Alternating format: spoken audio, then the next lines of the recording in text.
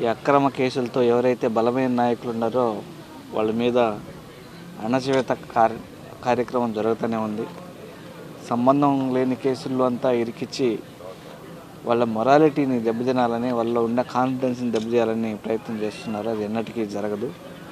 ఖచ్చితంగా న్యాయస్థానాల మీద నమ్మకం ఉంది. ఖచ్చితంగా నిర్దోషులుగా వస్తారనే నమ్మకం మాకుంది.